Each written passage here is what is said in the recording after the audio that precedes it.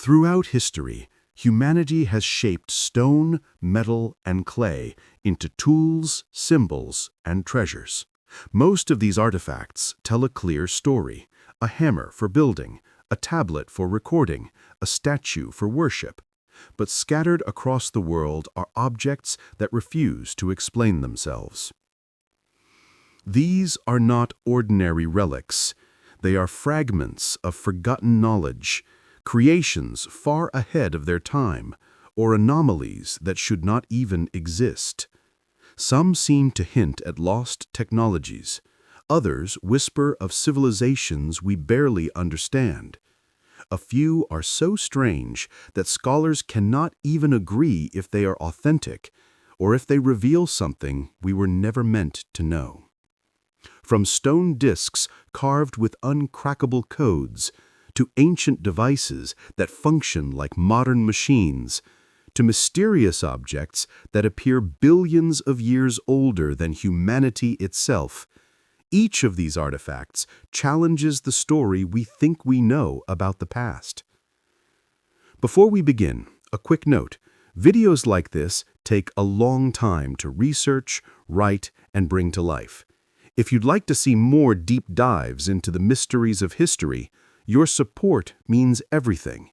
A simple like, comment, or subscribing to the channel helps this project continue and ensures more of these forgotten stories can be told.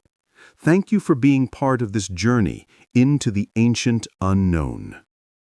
Also, the images are only for visualization and added context, so there is no need to watch them closely. This video is perfect to listen to while you work, relax, or drift off to sleep. In the spring of 1901, a group of Greek sponge divers, seeking their livelihood in the depths of the Aegean Sea, came upon the wreckage of an ancient Roman cargo ship near the small island of Antikthera. The seabed was littered with treasures: marble statues of gods and heroes, amphorae that once carried wine and oil, and bronzes green with centuries of corrosion. Yet among these wonders lay something that seemed almost unremarkable at first glance: a corroded lump of bronze and wood, no larger than a shoebox, fractured into fragments by time and seawater. That unassuming object would later prove to be one of the most extraordinary discoveries in the history of archaeology. Today, it is known as the antikthera mechanism, but in truth, it is less a relic than a riddle, a window into a level of ancient technology that should not have existed. For decades after its discovery, the artifact baffled scholars. Only when careful cleaning and X-ray imaging revealed its inner workings did its true nature emerge. Within the rusted fragments were dozens of gears, interlocking, precise, and minutely crafted. Their teeth meshed together in ways that hinted at astonishing complexity, far beyond anything thought possible for the ancient world. The antikthera mechanism has been called the world's first computer. Constructed in the 2nd century BCE, it was designed to track the movements of the sun, the moon, and even the 5 known planets. It could predict eclipses, model lunar phases, and display the cycles of ancient festivals and games, including the Olympic Games themselves. In other words, it was not merely a scientific instrument, it was a machine that united astronomy, mathematics, and culture in a single device. But the greater question remains: how? How could artisans in an age of bronze and iron, an age when most machines were simple pulleys or water wheels, create something so intricate? The surviving fragments suggest that the mechanism contained more than 30 gears, each cut with extraordinary precision.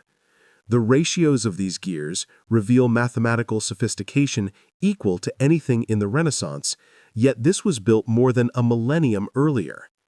The craftsmanship alone is staggering. For comparison, mechanical devices of comparable complexity would not appear again until the astronomical clocks of medieval Europe over 1,000 years later. Some scholars insist the mechanism represents an isolated genius, perhaps inspired by the great Archimedes, whose brilliance in mathematics and engineering was legendary. But no other device like it has ever been found, leaving us to wonder whether it was truly unique or simply the lone survivor of a lost tradition of technology. As researchers reconstructed its function, the mystery only deepened. The mechanism's dials could track the metonic cycle, a 19-year pattern that aligns the lunar months with the solar year. Another dial predicted eclipses with stunning accuracy. The surviving inscriptions even reference cycles known as the Saros and Exeligmos, astronomical calculations that required centuries of observation to understand. Whoever built the antikthera mechanism was not merely a craftsman, but the inheritor of generations of astronomical knowledge. Some speculate that this knowledge may have reached Greece from older civilizations, Babylon with its advanced astronomy, or Egypt where the stars guided both temples and tombs.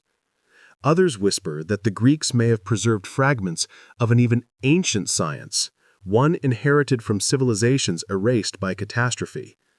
Could the antikthera mechanism be a relic not just of Greece, but of a deeper, hidden lineage of human knowledge? Mainstream scholars caution against such speculation, yet the mechanism itself refuses to fit neatly into the accepted story of history. Its very existence suggests either a leap of genius that appeared suddenly and then vanished, or a tradition of advanced engineering that has been lost without trace. Neither answer is comfortable. The device we possess today is incomplete. 82 fragments remain, scattered across museum cases in Athens. Many parts are missing, perhaps lost forever in the depths of the Aegean. What functions did those lost gears perform? Some researchers suggest the original machine may have modeled the planetary motions of Mars, Jupiter, and Saturn, making it not only a calendar but a working model of the heavens. If so, what lies before us is only a shadow of its true glory. Modern imaging and 3D reconstructions have allowed scholars to build working replicas, and when these replicas turn, the ancient gears move with a smoothness that defies belief. It is as if a clockmaker from the Enlightenment had somehow stepped into the ancient Mediterranean and left behind a creation centuries ahead of its time. Yet even with these reconstructions, the antikthera mechanism leaves more questions than answers. Why was it built? Who commissioned such a device? Was it used for navigation, for teaching, for ritual? Some even wonder if it was designed for something greater, a symbolic attempt to capture the cosmos in miniature, a reflection of divine order built into bronze. And there are the more speculative ideas, whispers that the mechanism is proof of knowledge handed down from lost civilizations, or even evidence of contact with advanced beings. While such theories lie outside mainstream archaeology, the very fact that the mechanism exists at all ensures such speculation will continue. Today, the antikthera mechanism rests behind glass in the National Archaeological Museum of Athens. To most visitors, it appears unremarkable, fragments of corroded bronze, silent and inert. But for those who know its secret, it is a revelation, a machine that should not exist in its time, a puzzle that forces us to confront the limits of what we think we know about the ancient world. The antikthera mechanism is more than an artifact. It is a challenge, a reminder that human history may be filled with forgotten chapters, and that the past is far stranger and far more advanced than we dare to imagine. In the early 20th century, on the island of Crete, archaeologists unearthed a small clay disk that would baffle the world for decades to come. Known today as the phaistos disk, it was discovered in 1908 within the ruins of a Minoan palace at Phaistos, buried in the layers of a civilization that thrived over 3,700 years ago.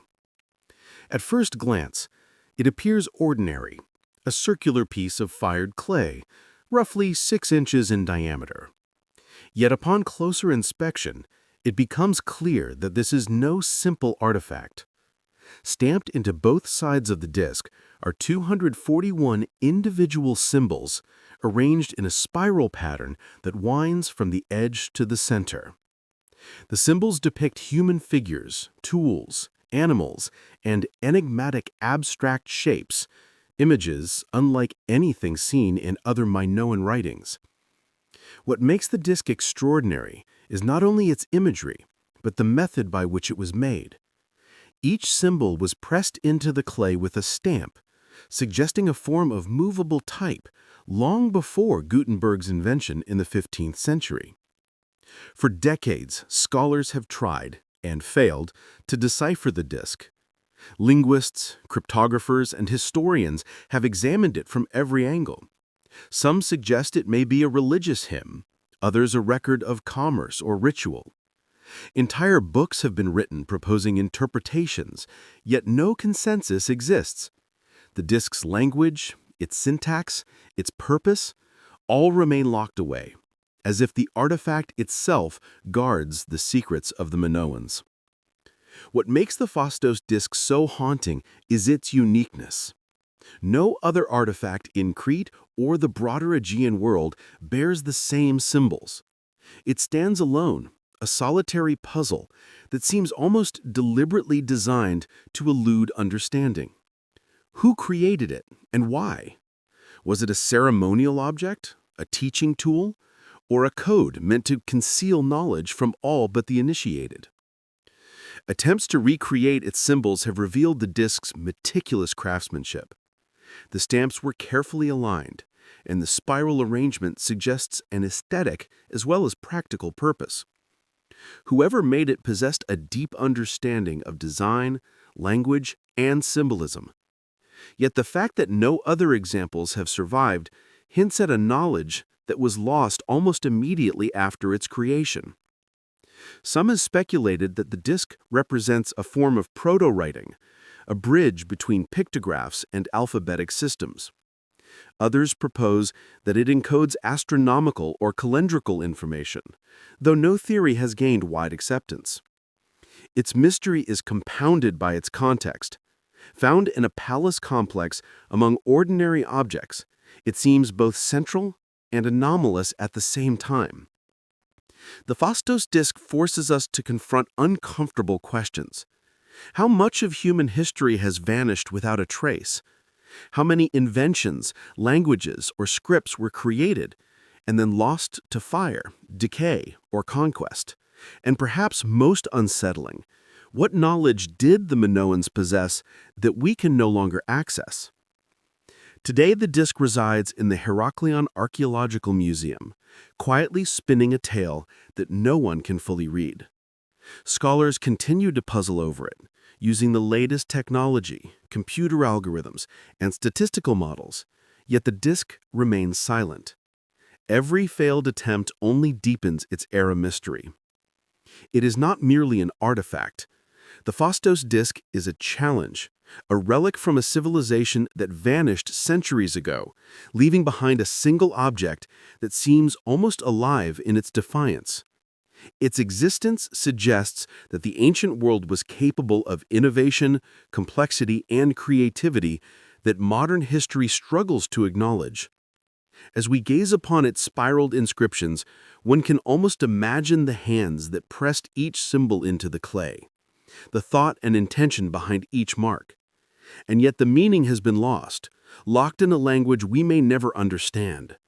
The phaistos disk whispers of a knowledge erased by time, a fragment of a civilization that left its mark only to disappear into the shadows. The disk reminds us that history is not a simple narrative of progress. It is messy, full of anomalies, and filled with objects that defy explanation. Some artifacts are not meant to be understood, at least not by us. Their purpose may lie forever beyond reach, a puzzle left by those who came before. The phaistos disk stands as one of the most enigmatic relics of the ancient world. Its spiral of stamped symbols continues to fascinate, to inspire, and to haunt. It challenges everything we think we know about the Minoans, about writing, about communication, and about the mysteries that lie hidden in plain sight. To hold the disk in your mind is to hold a question without an answer, a fragment of human ingenuity that refuses to reveal its story. And perhaps that is its ultimate power, a reminder that the past is far stranger than we can imagine, and that the ancient world is filled with secrets still waiting to be discovered. The Nebra sky disk, unearthed in Germany in 1999, is a thin bronze disk adorned with gold symbols depicting the sun, the moon, and a scattering of stars, including what scholars believe to be the Pleiades cluster. To the untrained eye, it may appear as a simple decorative object, but to those who have studied it, the disk represents something far more profound, the oldest known concrete depiction of the cosmos, a star map that predates any other known astronomical artifacts by thousands of years. It is thought to have been created around 1600 BCE, during the European Bronze Age, a period not widely recognized for sophisticated scientific achievement. And yet, the precision of the celestial alignments on the disk suggests a knowledge of astronomy that seems almost impossible for its time. The placement of the stars is not random. They form a map of the heavens as they would have appeared over Central Europe, indicating a sophisticated understanding of the solar calendar. The disk contains two arcs along its sides, which some researchers believe correspond to the horizon positions of the sun during the summer and winter solstices, potentially functioning as a tool for tracking the changing seasons, agricultural cycles, and ritual events. The disk was discovered near the town of Nebra, buried beneath layers of soil, alongside swords, axes, bracelets, and other artifacts, hinting that it was deliberately hidden, perhaps to protect its knowledge or to accompany the dead in the afterlife. But why would such a device exist in Bronze Age Europe, at a time when most societies were still focused on survival and local community organization? The sheer sophistication of the disk challenges assumptions about prehistoric European cultures.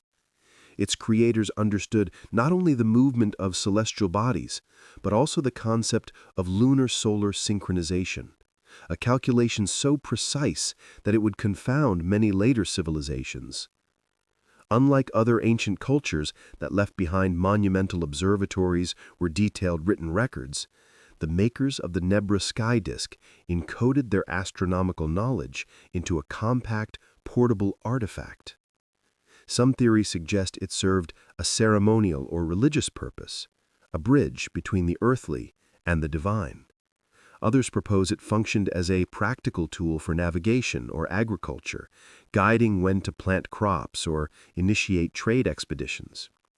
Yet, despite centuries of analysis, the disk's true purpose remains elusive. Attempts to replicate its alignments show that even minor deviations from its original positioning produce errors in tracking the solstices and stars, indicating that the placement of each symbol was deliberate in a way that hints at a deeper understanding of mathematics and geometry than previously attributed to Bronze Age Europe. The Nebra sky disk also raises questions about the transmission of knowledge across vast distances and generations. How did its creators acquire such an advanced understanding of the cosmos? Was this knowledge unique to a select group of astronomer priests, or did it represent a wider cultural awareness? And if such sophistication existed in Europe during the Bronze Age, how many other artifacts remain undiscovered, silently rewriting our understanding of prehistoric science? Adding to the mystery is the disk's journey through time.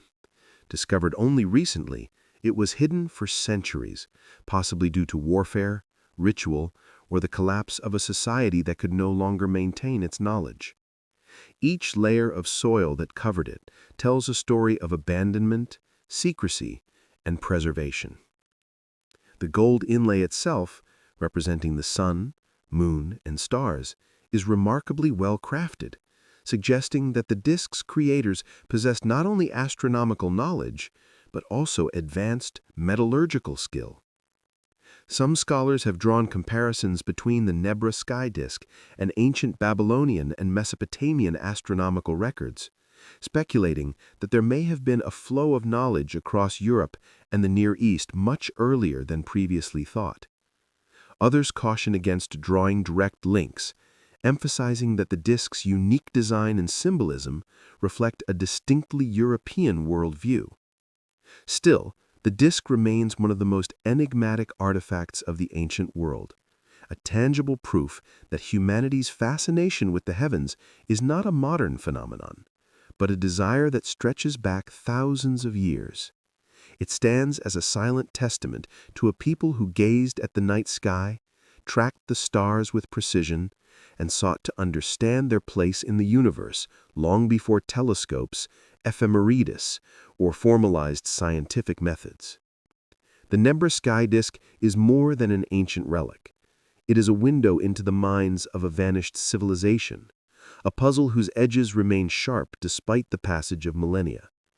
Its discovery challenges modern assumptions about technological and intellectual progress, forcing historians, archaeologists, and astronomers alike to reconsider what Bronze Age Europe was truly capable of. Every detail, from the alignment of the gold symbols to the craftsmanship of the bronze itself, conveys an understanding of the world that was far ahead of its time. And yet, for all its sophistication, the disk offers no answers, only questions. Who made it? How did they acquire such knowledge?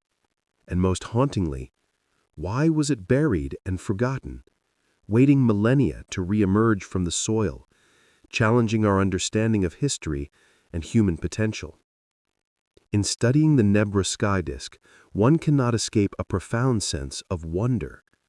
It is a reminder that even in eras long dismissed as primitive, the human mind was capable of astonishing insight, a mind that looked to the heavens and saw patterns, connections, and truths that resonate even today.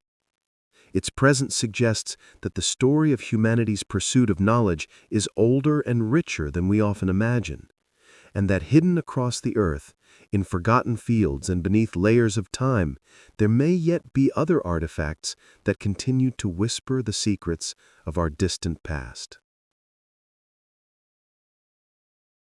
The Voynich manuscript, housed today in the Bynack Rare Book and Manuscript Library at Yale University, is one of history's most perplexing enigmas. Its pages, filled with dense, looping script that defies classification and elaborate illustrations of unknown plants, astronomical diagrams, and peculiar human figures, have puzzled scholars, cryptographers, and linguists for over a century. Radiocarbon dating places its creation in the early 15th century, yet the language it is written in, referred to as Voynichese, has resisted every attempt at decipherment. Linguists have scoured the manuscript, applying statistical analysis, machine learning, and cryptographic techniques, but the meaning remains stubbornly out of reach. Every symbol, every curve of the strange letters suggests a linguistic system, yet no known language conforms to its patterns. The manuscript is divided into distinct sections, including herbal, astronomical, biological, cosmological, pharmaceutical, and recipes. The herbal section portrays plants that appear utterly alien, their forms unlike any known species, leaving researchers to wonder whether these are stylized depictions, fantastical creations, or perhaps plants that have since vanished from the earth. The astronomical section presents circular diagrams resembling star charts and planetary alignments, while the biological section features nude figures, often female, immersed in pools or interconnected by elaborate plumbing-like structures. These pages suggest an elaborate knowledge of anatomy, medicine, or esoteric rituals, but their meaning is indecipherable, leaving interpretation to conjecture. Some have hypothesized that the manuscript was a pharmacopoeia, a compendium of medicinal knowledge intended to preserve the secrets of healing arts. Others propose that it is an alchemical treatise encoded in a cipher that only a select few initiates could understand. There are those who suggest it is a hoax, a sophisticated fabrication designed to bewilder and impress. Yet the effort and consistency required to produce nearly 240 pages of text in an entirely invented language makes this explanation increasingly difficult to accept. Even modern computational models struggle to replicate the patterns of Voynichese, as if the manuscript was constructed according to rules of syntax and semantics unlike any human language. The manuscript's provenance adds to its mystique. It surfaced in 1912 when Wilfrid Voynich, a rare book dealer, acquired it from the Villa Mondragone near Rome, though it is likely older, with ownership traces pointing toward alchemists, scholars, and perhaps even royal collections in Europe.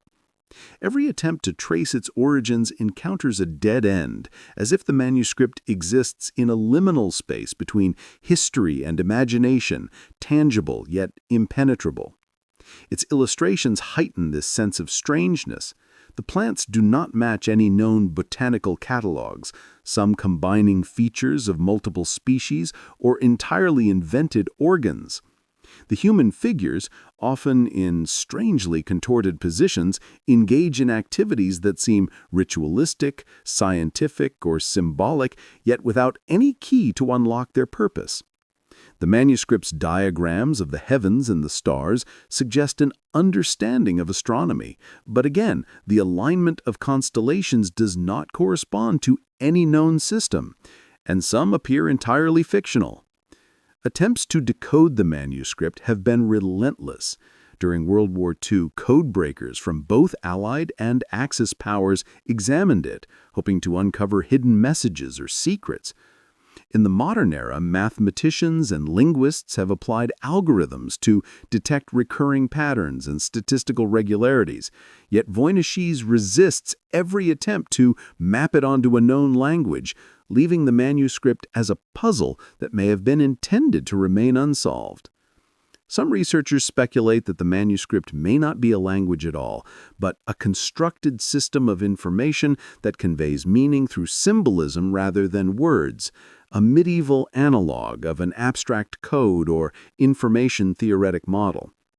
Others propose that it could be an early experiment in steganography, hiding knowledge in plain sight through an invented script. There is also a darker, more mysterious angle. The manuscript's seeming impossibility has inspired occult theories, linking it to secret societies, hidden knowledge, or even extraterrestrial sources. Its content, so alien and intricate, suggests an intelligence or understanding beyond conventional human experience of the period. Yet there is no conclusive evidence to substantiate such claims, leaving them in the realm of speculation. The Voynich manuscript stands as a challenge to human curiosity, a relic that mocks our desire to categorize, decode, and understand. It confronts us with the limits of our knowledge, reminding us that the past contains enigmas that may never yield to modern science, and that some mysteries are preserved not for us to solve, but to witness. In its faded vellum pages, one feels the weight of centuries of unanswered questions. Each curve of ink, each illustration, each undeciphered word draws the observer deeper into a labyrinth of the unknown. Scholars have come close to plausible interpretations, yet each attempt to impose meaning feels provisional, as if the manuscript continually shifts beneath the weight of inquiry. It is simultaneously mundane and extraordinary, a book that might contain practical knowledge, mystical secrets, or an elaborate intellectual game, and yet its purpose remains hidden, its origins obscure. What compels generations of researchers to return to it is not merely the hope of decoding its text, but the sense that within those pages lies a connection to a human mind, or minds, engaged in a pursuit so sophisticated, so deliberate, that it defies ordinary comprehension. The Voynich manuscript remains an artifact of wonder and frustration, a document that exists outside time, a silent witness to human creativity, secrecy, and the enduring allure of the unknown. Its mysteries have outlasted centuries, outpaced the ingenuity of codebreakers, and resisted every attempt at explanation, leaving it as a testament to the idea that not all knowledge is meant to be revealed, and some questions are meant to endure, haunting those who seek answers. And as long as it exists, the manuscript continues to draw the curious, the brilliant, and the obsessed into its orbit, reminding us that history is not only a record of what is known, but also a record of what defies understanding, a mirror of human imagination and the mysteries that lie just beyond our grasp. Gunung Padang, perched atop a volcanic ridge in West Java, Indonesia, is a megalithic site that challenges the conventional timelines of human civilization. Unlike the familiar stone temples and pyramids of the ancient world, Gunung Padang is an enormous terraced complex composed of hundreds of massive volcanic stones arranged in rows and layers that ascend the hillside like a stairway to the sky.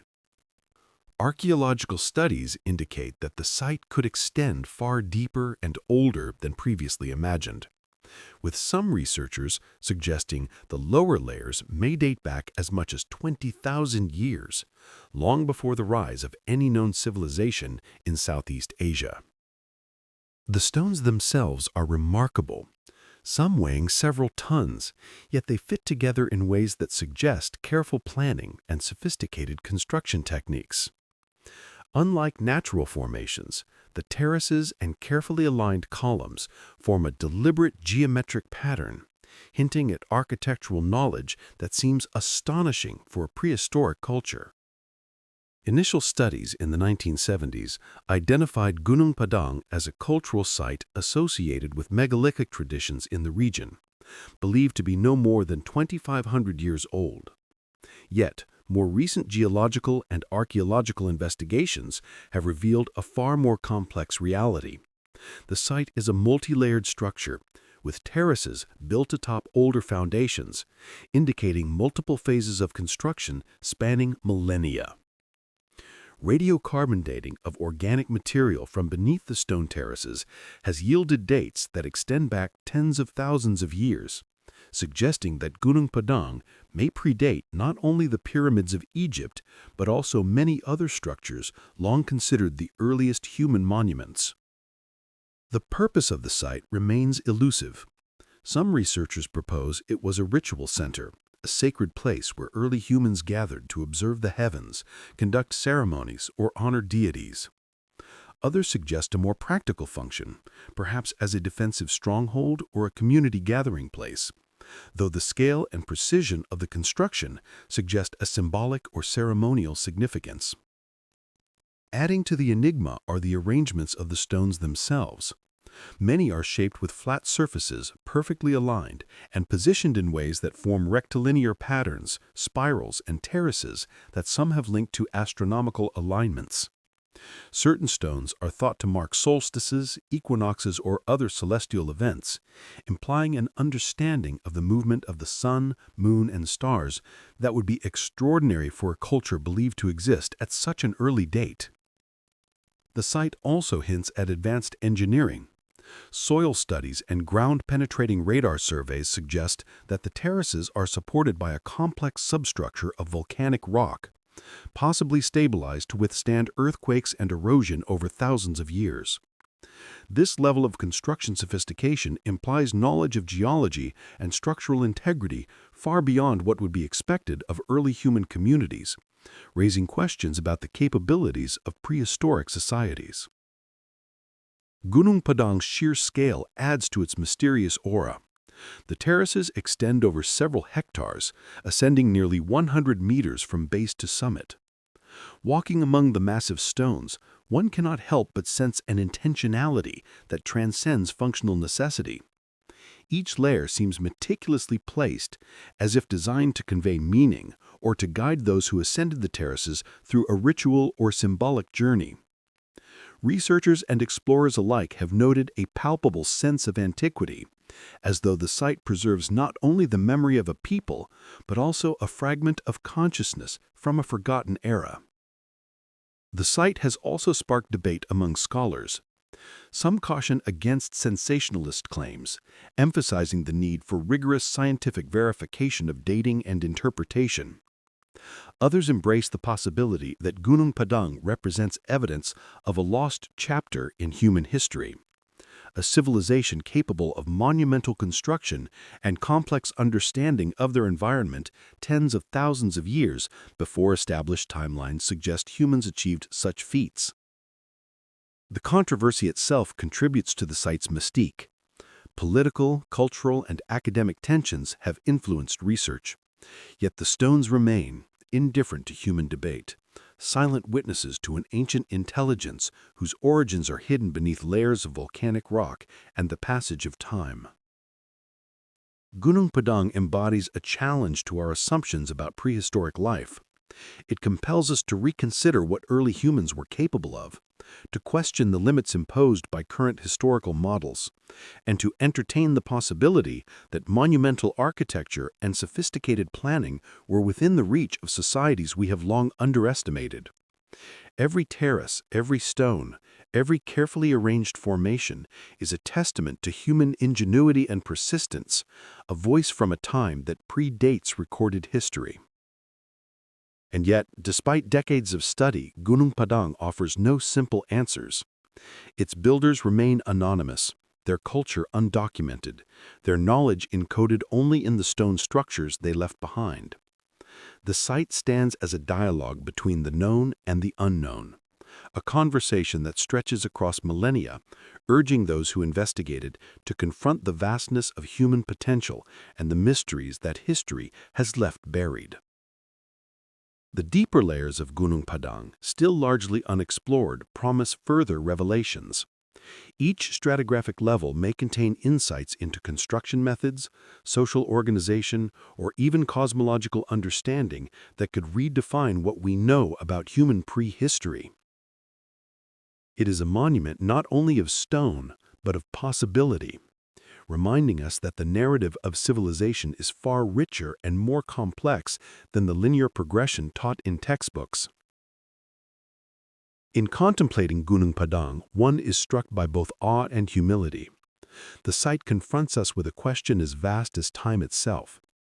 How many civilizations, how many human achievements lie hidden beneath the earth, waiting to emerge and challenge our understanding of who we were, who we are, and what we are capable of? The terraces rise silently against the West Javanese skyline, an enduring testament to human ingenuity and the persistence of memory. Gunung Padang does not reveal its secrets easily. It invites the observer to look, to question, and to imagine, to piece together fragments of a story that spans tens of thousands of years. In its massive stones and layered terraces, it holds a message across time that the human desire to build, to understand, and to leave a mark on the world is ancient, profound, and enduring. And as we continue to explore, measure, and study this extraordinary site, Gunung Padang reminds us that the history of humanity is not a simple record, but a labyrinth of mysteries waiting to be discovered, waiting to transform our understanding of the past, and ultimately, of ourselves. In the sands of Egypt, amid the relics of a civilization renowned for its monuments and mysteries, lies one artifact that continues to perplex archaeologists: the Sabu disk. Discovered in 1936 by the famed archaeologist Walter Bryan Emery in the tomb of Sabu, an official of Egypt's first dynasty, the disk is a simple yet confounding object, measuring roughly 61 centimeters in diameter, carved from schist with a flat, circular center and raised concentric ridges that spiral outward. At first glance, It might seem decorative or ceremonial, but the precision and design of the Sabu disk suggests something far beyond mere ornamentation. Unlike most artifacts of its period, which were functional or symbolic in conventional ways, the Sabu disk's purpose has eluded understanding for decades. Its design does not resemble tools, wheels, or known ritual implements of early dynastic Egypt. The concentric ridges and carefully carved symmetry hint at an understanding of balance, rotation, or mechanical principles that modern observers struggle to explain.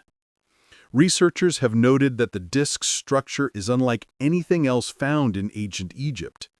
The angles, curves, and ridges display an engineering sensibility so advanced that some have speculated it could have been a prototype of a flywheel, a part of a machine, or even a component in an unknown mechanical system. Attempts to reproduce its design, using contemporary materials and techniques, reveal a complexity that seems beyond the technological capabilities attributed to 3000 BCE Egypt.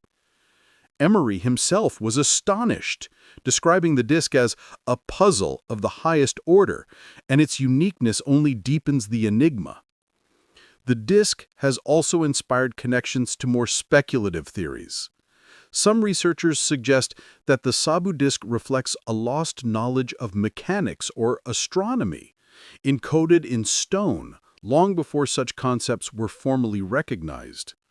Others venture further, proposing that it represents an understanding of rotational dynamics, balance, or energy transfer that predates the formal study of physics by millennia. Unlike other Egyptian artifacts, which are abundant and well documented, the Sabu disk stands alone. There are no contemporaneous examples to compare it with, no texts or inscriptions explaining its function. It is as if a fragment of forgotten knowledge survived by chance, a relic of a technological or ceremonial sophistication that vanished with the death of its maker. Theories about its function abound. Some suggest it may have been a part of a primitive power-generating system, perhaps using water, wind, or manual force to achieve motion. Others consider it purely symbolic, an abstract representation of cosmic cycles, the movement of celestial bodies, or the eternal rotation of the heavens. Its ridges, concentric and precise, could symbolize the cyclical nature of life, death, and rebirth, a concept deeply ingrained in Egyptian thought. Scientific scrutiny of the disk, however, reveals that its manufacture required advanced skills. The stone is hard and brittle, demanding precise cutting and polishing techniques to achieve the smooth spirals.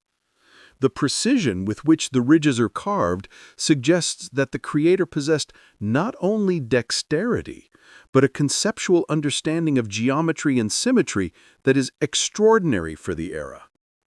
Modern engineers have attempted to replicate its construction using materials and tools thought to be available in early dynastic Egypt, and consistently find it difficult, if not impossible, to achieve the same precision without sophisticated instruments. This has fueled debate about whether the Sabu disk represents a singular genius, a lost tradition, or knowledge that predates the established timeline of Egyptian technological development.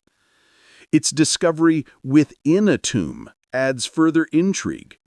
The disk was found alongside conventional burial goods, yet its uniqueness sets it apart. Was it a treasured object, revered for its symbolic power? Or was it practical, its function known to a select few? And if practical, why did the knowledge of its use vanish, leaving only the disk itself as a mute witness? The Sabu disk challenges the assumptions of historians and archaeologists alike. It forces us to reconsider what early humans were capable of, to imagine a civilization in which abstract engineering concepts were explored, tested, and perhaps even ritualized. Unlike the pyramids or temples, which speak of power, religion, and societal organization, the disk speaks of intellect and invention, a different facet of human achievement that has largely gone unrecorded. Its mystery is compounded by the fact that it exists in isolation. There is no record of similar artifacts, no written explanation, no cultural context beyond the tomb of Sabu itself. Its design is so unique that some have suggested it could represent an idea or technology that was lost to history, a glimpse into a chapter of human ingenuity that did not survive the passage of millennia. The disk also invites speculation about the extent of ancient Egyptian knowledge. Could the civilization have experimented with tools and concepts that modern scholars have only recently begun to rediscover? Was there a body of technological or theoretical knowledge that disappeared due to societal collapse, shifts in belief, or the simple fragility of materials? And if so, what other remnants of such knowledge might lie buried, undiscovered, waiting to challenge our understanding of the past? Studying the Sabu disk today evokes a mixture of wonder and frustration. It is a testament to human creativity, yet its purpose remains hidden. It is an artifact that bridges time, connecting us to a mind that conceived something extraordinary long before the principles of mechanics were formally understood. Its concentric spirals whisper of cycles, rotations, and balance, echoing across millennia to reach the observer who gazes upon it with curiosity and awe. In contemplating the Sabu disk, one is reminded that history is not merely the story of what we understand, but also of what remains unexplained, hidden, and perhaps impossible to fully grasp. It embodies the enduring allure of the unknown, the thrill of discovery tempered by the humility that comes with realizing the limits of our knowledge. The Sabu disk is silent, enigmatic, and indomitable, a single stone object whose significance transcends time, beckoning humanity to ponder, to question, and to imagine the vast potential of minds that lived in an age long before ours, whose thoughts and inventions continue to resonate through the stones they left behind. Across the scattered ruins of the Roman Empire, archaeologists have uncovered countless objects that reveal the brilliance and practicality of Roman engineering. Aqueducts, roads, weapons, coins, tools. But among these familiar artifacts is one of the strangest and most baffling mysteries ever left behind, the Roman dodecahedron. At first glance, it looks almost like a toy, a small hollow object made of bronze, sometimes stone, shaped with 12 flat pentagonal faces, each pierced by a circular hole. From each corner, knobs protrude like small orbs. The craftsmanship is deliberate, symmetrical, and consistent, yet the purpose of these curious objects has never been explained.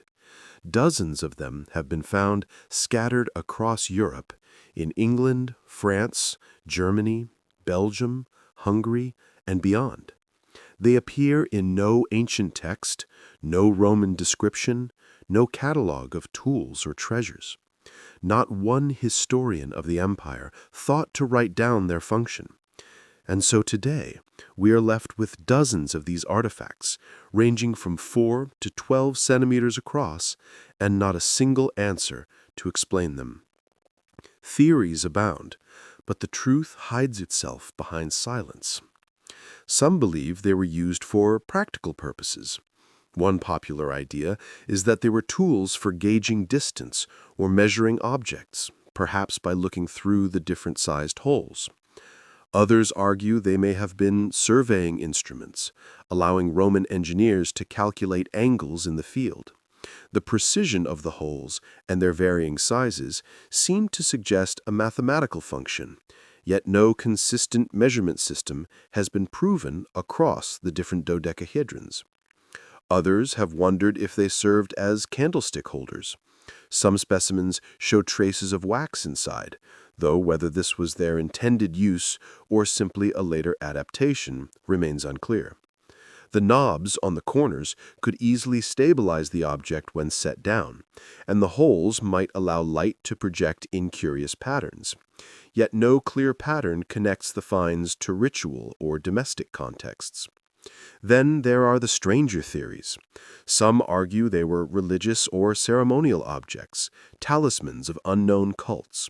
Their widespread distribution, often found alongside coins and everyday Roman debris, suggests they may have been valued, but not in a way we understand. A few researchers have suggested they were used in divination, casting shadows or light to predict the future, or serving as physical tokens in rituals long forgotten. Others lean toward a military explanation, proposing they could have been devices for estimating the optimal range of Roman artillery, allowing soldiers to align trajectories with consistency. The holes, different in size, might correspond to distances, with soldiers looking through them against a target. Yet again, no proof exists, and the theory remains speculation. But perhaps the most intriguing idea is that the dodecahedrons were used in connection with textiles. Some historians suggest they might have been knitting aids, used to create consistent patterns in gloves or other woven items. The holes could guide thread or yarn, the knobs anchoring the structure. In regions where these objects have been found, Roman gloves have also been discovered, hinting at a connection. And yet, why are they absent in ancient texts, and why are they only found in northern provinces, far from Rome's heart? Their silence in ancient texts is perhaps the most troubling clue of all. The Romans documented everything: engineering manuals, agricultural treatises, military instructions, religious rituals. From architecture to plumbing, little escaped their habit of recording knowledge. And yet here is an object widespread enough to appear across multiple provinces, produced with skill, and never once mentioned in any known source. That silence feels deliberate, as though these objects were never meant to be explained. Were they restricted to secretive societies within the empire, tools reserved for select groups, guarded and hidden from outsiders? Or were they so commonplace in their time that no one thought them worth recording, the knowledge only slipping into mystery as centuries erased context? The Roman dodecahedrons defy easy categorization. They are too uniform to be random decoration, too carefully constructed to be meaningless, and yet too obscure to yield their truth. Each discovery renews the puzzle rather than solves it. Some have been found in military camps, others in fields, others in graves. No two carry inscriptions. No two bear markings that identify an owner or purpose. They simply exist, enigmatic, scattered across what was once the edge of empire. For modern observers, they have taken on a kind of symbolic weight. They are the embodiment of mystery, a reminder that even in one of the most well-documented civilizations of the ancient world, secrets can endure. They show us that the Romans, like us, had knowledge that could vanish, practices that could dissolve into silence, and perhaps that is why they captivate us so deeply. When we look at them, we see not just an object, but a void, an absence where understanding should be. Some whisper of stranger origins. Could they be evidence of forgotten knowledge, perhaps even technology beyond what Rome should have possessed? Their geometric perfection and mathematical symmetry tempt such thoughts. To hold one in your hand is to feel an object that is both simple and impossibly complex, a shape that belongs in classrooms of geometry, but also on altars of forgotten gods, a tool, a toy, a relic, or a secret, all possibilities at once. Today, the Roman dodecahedrons rest in museums, displayed behind glass. Visitors press close, staring at their strange perfection, reading the plaques that admit purpose unknown. Archaeologists study them, scientists test them, historians debate them, and still the mystery remains intact. They are artifacts that whisper without speaking, relics that hide their meaning in plain sight. And perhaps like the stars themselves, they are not meant to be solved, but to remind us of the limits of human certainty. On the shores of Lake Titicaca in Bolivia, far from the ancient kingdoms of Mesopotamia, lies an artifact that should not exist. It is called the Fuente Magna bowl, a large ceremonial vessel carved from stone, its surface etched with strange inscriptions. At first glance, it seems like another relic from the Andean cultures that once thrived here. But look closer, and the illusion collapses. The symbols carved into its surface do not resemble Incan patterns or the glyphs of Tiwanaku or any of the indigenous languages of South America. Instead, they look astonishingly similar to cuneiform, the script of the Sumerians, a people who lived thousands of years ago across an ocean on the other side of the world. How could this be? The Fuente Magna was reportedly discovered near Chua, a small village not far from Tiwanaku, one of the greatest pre-Columbian cities of South America. Accounts differ, but the story goes that a local farmer unearthed the bowl while working his land. He brought it forward, not realizing at first the weight of what he had found. The artifact eventually came to the attention of researchers who were stunned by what they saw, for the inscriptions etched into its surface seemed unmistakable, lines of Proto-Sumerian writing, thousands of miles from the Fertile Crescent. The bowl itself is large, designed with the formality of a ceremonial object. Inside are images of deities, figures that suggest a connection to fertility, water, and the cycles of life. The exterior bears the controversial inscriptions, some of which scholars argue show clear ties to Mesopotamian cuneiform, the world's earliest system of writing. To find such symbols here, in the heart of the Andes, is like finding a Roman coin on the moon. It should not be possible. Mainstream archaeology has struggled to explain the bowl. Some dismiss it as a forgery, a modern carving designed to fool collectors and ignite controversy. Yet those who have studied it closely argue the inscriptions show wear consistent with great age. The bowl does not bear the marks of a crude modern hoax, but of something older, stranger. And then comes the question, if it is real, what does it mean? Did ancient Sumerians somehow cross the ocean and make contact with the peoples of South America? Did ideas and symbols travel farther than we ever imagined, carried by forgotten sailors across unknown waters? Or is there a deeper connection, some lost global culture that seeded civilizations across the world in antiquity? If true, the Fuente Magna bowl would force us to rewrite the history of human civilization. It would mean that ideas, writing, and symbols crossed oceans thousands of years before Columbus, before the Vikings, before even the Polynesians set sail across the Pacific. It would suggest that humanity has always been more connected, more curious, more daring than we dare to believe. And yet the bowl resists certainty. Its inscriptions stare back at us, sharp and deliberate, but they will not explain themselves. They exist in the liminal space between belief and doubt, between archaeology and mystery. Some who have examined the carvings claim to translate fragments of words invoking deities, a connection to the divine. Others see only scratches, coincidence, or misinterpretation. The bowl has become a battlefield of ideas, each side certain, yet neither able to prove their case. Today, the Fuente Magna rests in Bolivia, little known to the wider world. It is not displayed in great museums, not celebrated as a world treasure, but kept quietly, almost hidden. Photographs of it circulate online, its strange markings fueling endless debates among scholars, enthusiasts, and dreamers. For those who believe in lost civilizations, it is proof, a stone voice from the past, speaking of connections across oceans. For skeptics, it is a riddle that tempts us with illusions, but for everyone, it is a reminder that history is not always what we think it is.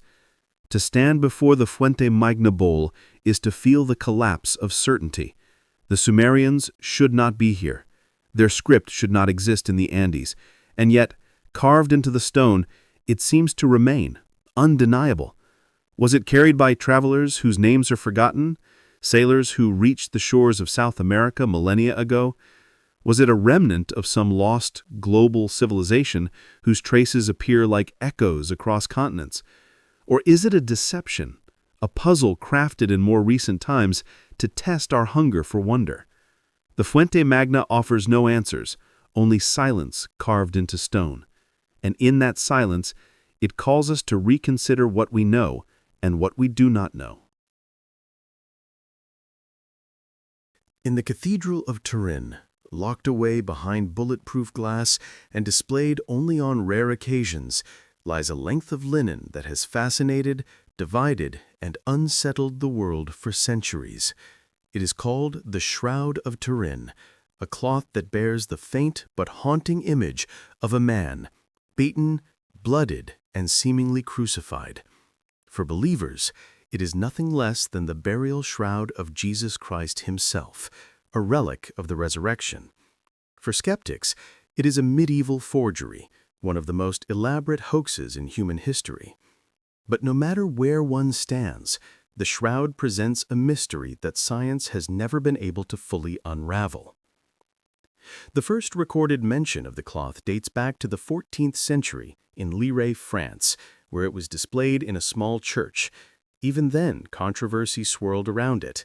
Some church officials dismissed it as an artistic creation, while others declared it an object of holy veneration.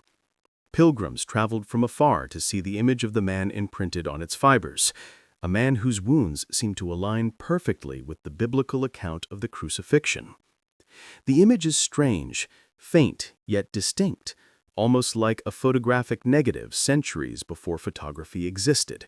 No brushstrokes, no pigments, no clear sign of human artistry, just a ghostly figure embedded in the weave of the cloth. When the shroud came into the possession of the House of Savoy and eventually found its way to Turin, it became one of the most sacred relics of Christendom. But it also became one of the most studied objects in the world. In 1898, Italian photographer Secondo Pia captured the shroud on film and made a startling discovery. When viewed in photographic negative, the faint image revealed itself in shocking detail. A three-dimensional portrait of a man, with bruises, scourge marks, and bloodstains. What was invisible to the naked eye became vivid in the negative. The discovery reignited global fascination and sparked an avalanche of theories. Scientists, historians, and theologians have all tried to answer the same question. How was the image formed? Radiocarbon dating conducted in 1988 seemed to provide a definitive answer. 3 laboratories tested samples of the linen and concluded that the shroud was created in the Middle Ages, somewhere between 1260 and 1390. For skeptics, the verdict was clear: it was a medieval forgery. But the story did not end there. Critics of the test pointed out that the samples may have been taken from a corner of the cloth that was repaired after a fire in the 16th century. If so, the test dated not the original fabric, but later additions. Since then, new studies of pollen grains, textile patterns, and even the type of limestone dust on the shroud suggest a far older origin, one that points to the ancient Near East. The image itself defies explanation. No known artistic technique of the medieval period could have produced such an imprint, especially one with three-dimensional qualities encoded into the fibers. Microscopic analysis has revealed that the coloration rests only on the surface of the threads, not soaked into them as paint or dye would. Some have speculated that the image was formed by a burst of radiant energy, a flash of unknown light or heat that scorched the cloth without burning it through. Others propose that it is a natural chemical reaction of some kind, yet no experiments have ever fully replicated it. The mystery of its creation remains unsolved. Adding to the enigma are the stains of blood. Studies suggest they are genuine human blood, specifically type AB, with chemical markers consistent with wounds and trauma. The flow patterns match those of someone crucified, with rivulets running from the wrists and feet. There are marks on the forehead and scalp consistent with a crown of thorns, scourge marks across the back, and a wound in the side. If it is a forgery, it is one of unparalleled accuracy, anticipating medical and anatomical knowledge far beyond the Middle Ages. If it is authentic, then it is one of the most extraordinary relics in human history. But authenticity brings its own troubling questions. If the shroud is truly from the 1st century, then who is the man it depicts? Is it Jesus, as millions believe, or could it be the burial cloth of another crucified victim, preserved by chance? Crucifixion was not unique to Christ. It was a common punishment under Rome. Yet the combination of wounds and the sheer detail of the image seem to mirror the biblical narrative too closely to be coincidence.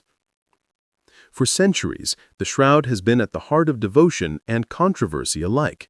Wars had been fought around relics, and the Shroud of Turin has survived fires, handling, and centuries of scrutiny. Each new test seems to answer one question while raising another. Skeptics argue its power lies not in authenticity, but in faith, the ability of an image to inspire devotion, to move the human spirit. Believers counter that the persistence of mystery itself is proof of something greater, something beyond science. The shroud is rarely displayed, but when it is, millions flock to Turin to catch a glimpse. Standing before the linen, many describe a sense of awe, of standing in the presence of something that should not exist. Whether it is the work of medieval genius or a relic of Christ himself, the effect is undeniable. The cloth radiates mystery. It forces those who see it to confront the limits of explanation. For now, the Shroud of Turin rests in darkness, protected, hidden, and waiting. It endures as one of the most studied and yet least understood objects in the world. Science has tried to peel back its layers, but the image remains, a riddle burned into linen, an imprint of suffering and death that refuses to yield its secret.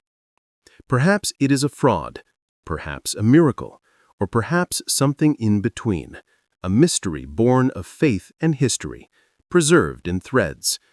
Whatever the truth, the Shroud of Turin is more than cloth. It is a question draped in linen, a silent challenge to human knowledge, waiting for an answer that never comes. In the summer of 1936, a curious object was discovered in a creek bed near London, Texas, by a couple out for a walk. At first glance, it appeared to be nothing unusual, just the small, rusty hammer, the kind of tool any modern laborer might use. But the rock surrounding it told a different story. Encased in a nodule of hardened stone, the hammer seemed impossibly old. Geological analysis would later suggest that the rock was millions of years old, formed long before humans existed in North America. If that dating is correct, the hammer should not be there. It should not exist. And yet, it did. The object, now known as the London hammer, is small, with a wooden handle still partially preserved, and a steel head firmly attached. The corrosion of the metal appears consistent with centuries of exposure, but it is the concretion, the thick layer of mineralized stone enveloping it, that has captivated researchers.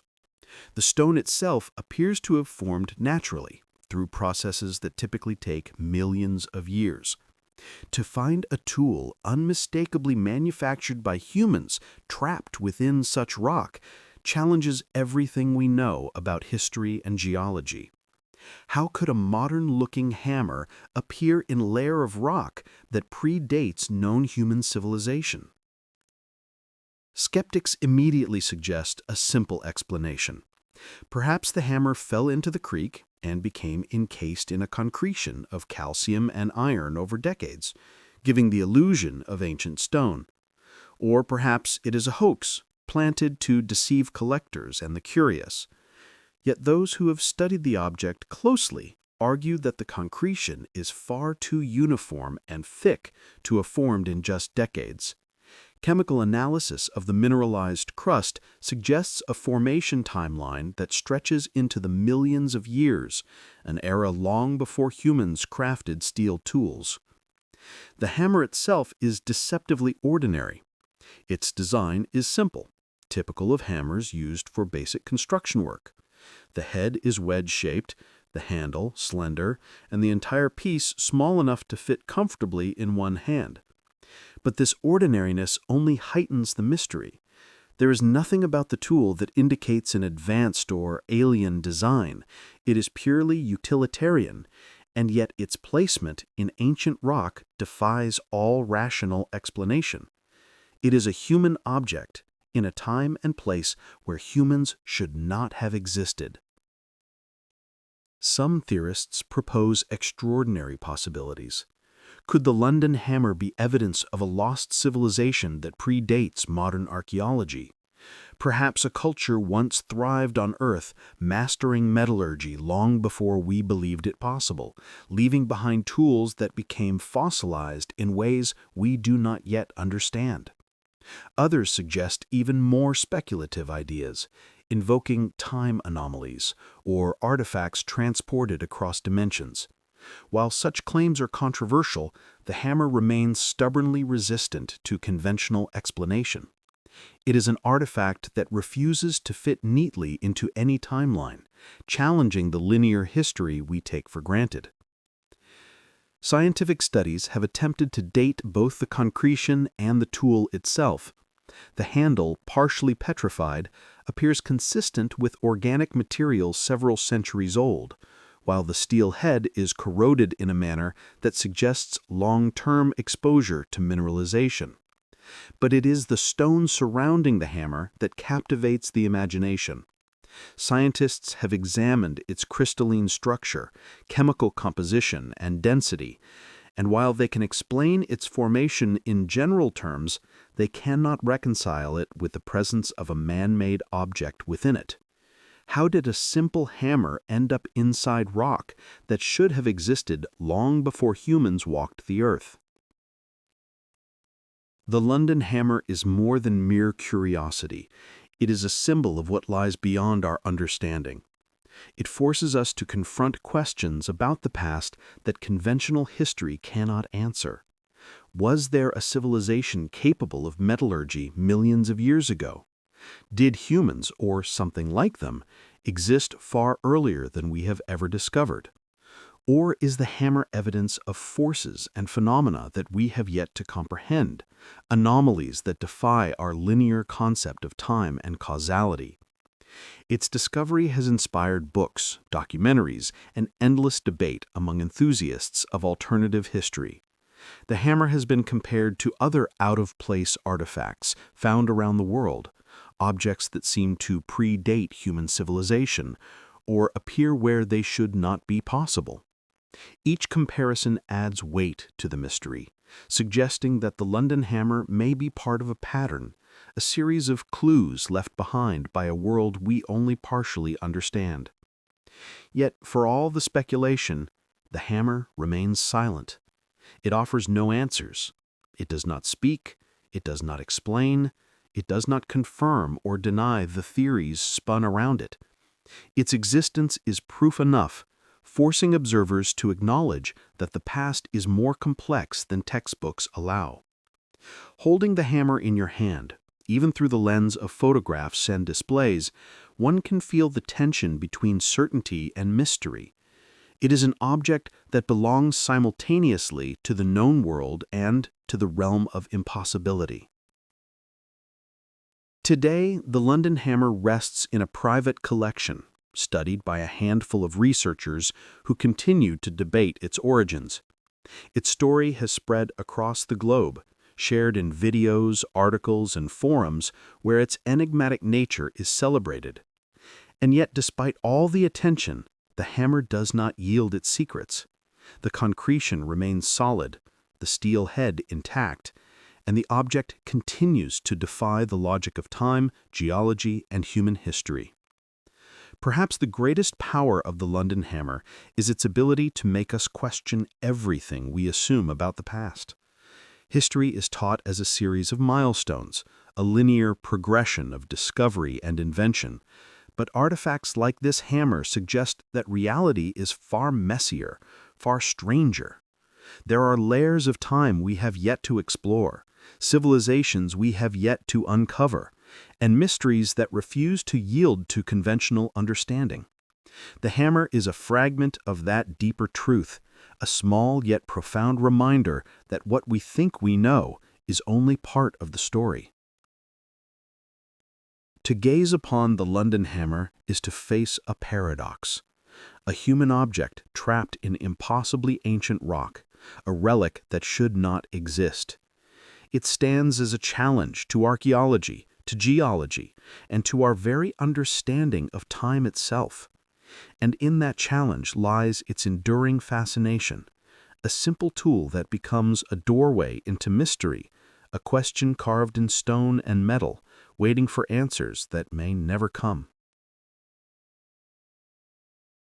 Across continents and millennia, we have wandered through ruins, examined broken stones, and stared into faces carved in silence. From the Nebra sky disk's golden constellations to the enigmatic scripts of the Voynich manuscript, from the mountain terraces of Gunung Padang to the colossal heads of the Olmec, we are left with the same question. How much do we really know about the ancient world? Each artifact we have explored carries with it a paradox. They are solid, physical, undeniably real, and yet what they mean remains suspended in mystery. The Sabu disk's strange geometry, the Roman dodecahedron's purpose, the plain of jars' silent fields, all of them challenge the limits of our understanding. They speak to lost knowledge, forgotten rituals, and civilizations that were once as real as ours, yet whose voices have been almost entirely erased. What is perhaps most unsettling is not what we know, but what we cannot explain. Why would a bowl in Bolivia carry symbols that resemble writing from Mesopotamia? How could medieval artisans have produced an image like the Shroud of Turin with methods that still elude modern science? Why does a hammer appear to be sealed in stone millions of years older than human history? These are not questions of idle curiosity. They are fractures in the timeline we thought was secure. The ancient world is not just the story of linear progress, from primitive tools to modern machines. It is a story of forgotten genius, of cultures whose knowledge may have rivaled our own in ways we have yet to imagine. The artifacts left behind are fragments of that hidden history, scattered like stars in a dark sky. Some glimmer with faint explanations, while others remain utterly inexplicable. Together, they whisper that human civilization may be far older, far stranger, and far more complex than we dare to believe. Perhaps that is why these mysteries endure. They are not just relics of stone, metal, or parchment. They are invitations.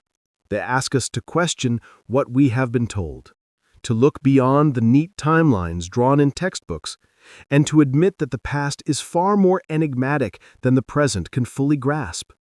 They remind us that truth is not always something we can hold, categorize, or measure. Sometimes it is something that hides in plain sight, waiting for us to see it with new eyes. And so, as the shadows of the past close once more around us, we are left not with answers, but with a deeper kind of wonder. For every disc, every carving, every ancient enigma we uncover, there are countless others still buried beneath the earth, waiting to rise into the light. Perhaps one day we will understand them. Or perhaps the mysteries of the ancient world are meant to remain just that, eternal, elusive, and haunting. Until then, they stand as monuments to the unknown, guardians of secrets that refuse to die, reminders that the past is never truly gone. It lingers, watching us, just as we watch it. Through the eyes of forgotten gods, silent stones, and mysteries that will outlast us all.